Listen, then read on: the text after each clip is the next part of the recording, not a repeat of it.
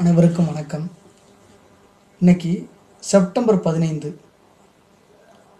தமிழக முன்னாள் முதல்வர் அறிஞர் அண்ணாதுரை பிறந்த தினம் என்று தமிழக அரசியல் களத்தில் திராவிட இயக்கத்தை வலுவான சக்தியாக உருவாக்கியவரும் அறிஞர் அண்ணா என்று பாசத்தோடு அழைக்கப்பட்டவருமான CN அண்ணாதுரை பிறந்த தினம் என்று காஞ்சிபுரத்தில் நடுத்தர நெசவாளர் குடும்பத்தில் 1909 பிறக்கிறார்.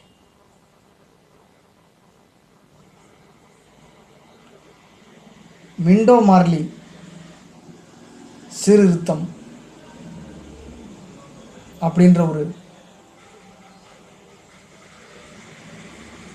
சட்டம் உருவாகுது. அந்த வருஷத்தில் பிறந்திருக்கிறார். சென்னை பச்சையப்பா உயர்நிலைப் பள்ளியில் படிப்பை தொடங்கினார்.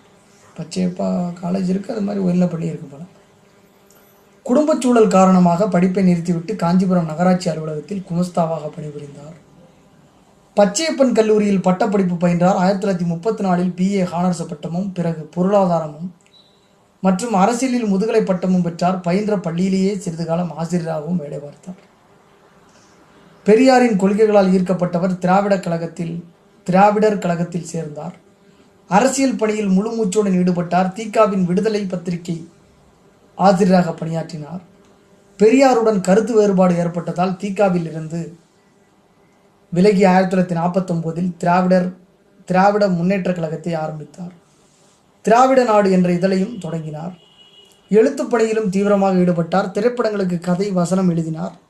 இவரது நல்ல தம்பி என்ற கதை 1948 திரைப்படமாக தயாரிக்கப்பட்டது. தொடர்ந்து வேலைக்காரி, ஓரிரவு, ரங்கோன் ராதா, பணத்தோட்டம், குமரிக்கோட்டம், ராஜபாட் ரங்கதுரை ஆகிய நாவல்கள் திரைப்படங்களாக மாறின. நாவல்கள், சிறுகதைகள், அரசியல் சார்ந்த முற்போக்கு சீர்திருத்த நாடகங்கள், மேடை நாடகங்களை எழுதியிருக்கிறார். சொந்த நாடகங்களில் நடித்தும் இருக்கிறார். இவரது சொல்லாற்றலும் எழுத்தாற்றலும் அனைத்து தரப்பினரையும் கவர்ந்தன. மணிக்கணக்கில் அடுக்குமொழியில் மடை திறந்தார் போல பேசுவதில் வல்லவர்.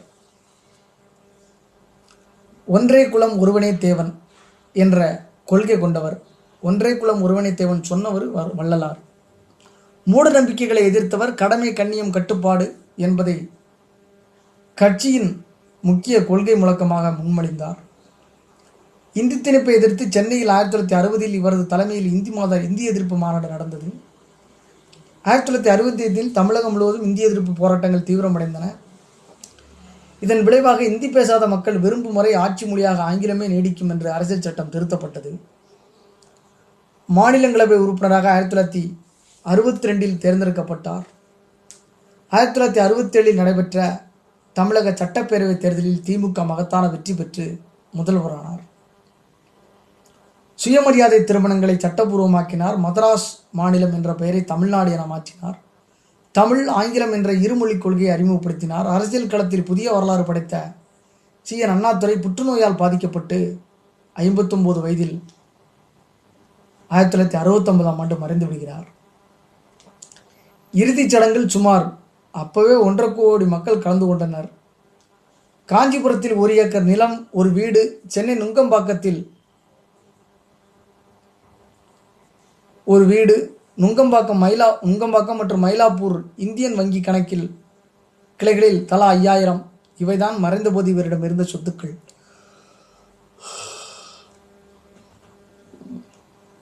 அவ்வளவு சொத்து வச்சிருந்திருக்கும். 1968 2ஆம் உலகத்தமிழ் மாநாடு. 1967 ஏப்ரல் 14 தமிழ்நாடு தலைமைச் செயலகம். நடராஜன் பங்காரு அம்மாளுக்கு மகனாக பிறந்திருக்கிறார்.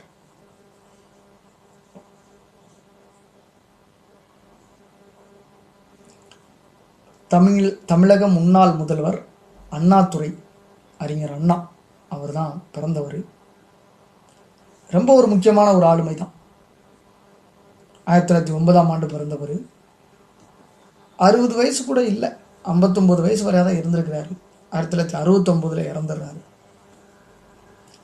மாபெரும் ஒரு மதிக்கத்தக்க ஒரு முக்கியமான ஒரு ஆளுமை தான்.